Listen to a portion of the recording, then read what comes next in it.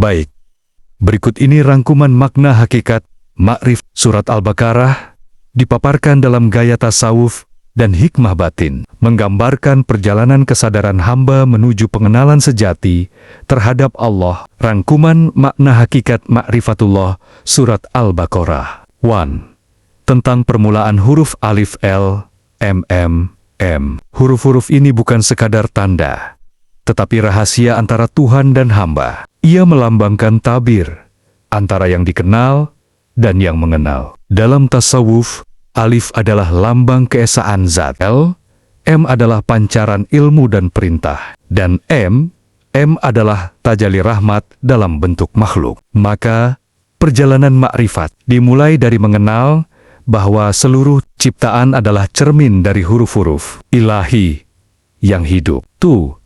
Kitab sebagai petunjuk bagi mutak, N ayat 2-5.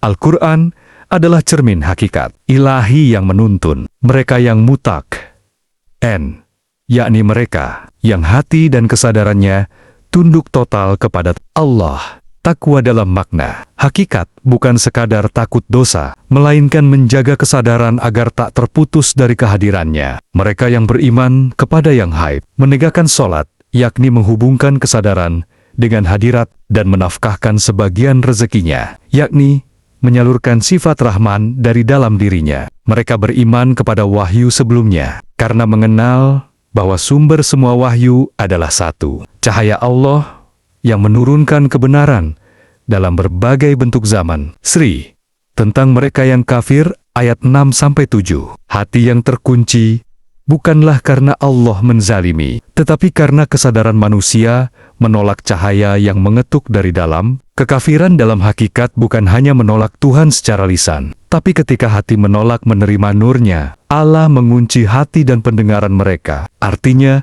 cahaya ma'rifah tidak lagi menembus ruang batin yang tertutup oleh ego dan keserakahan. 4. Tentang mereka yang munafik, ayat 8-16.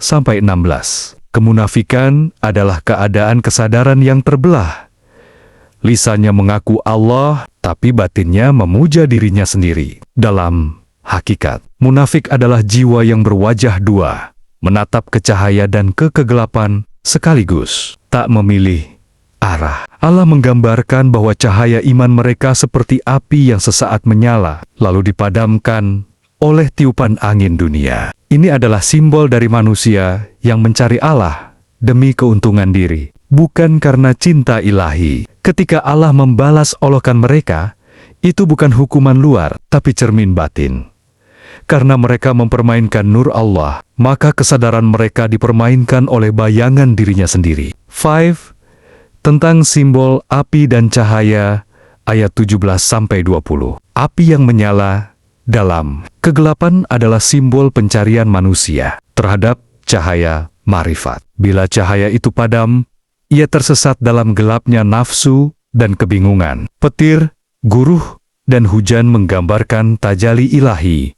Kadang menggetarkan hati, kadang menumbuhkan kehidupan. Orang beriman berjalan di bawah hujan rahmat ini dengan hati lapang, sedang yang buta akan bersembunyi dari kilat, takut disinari.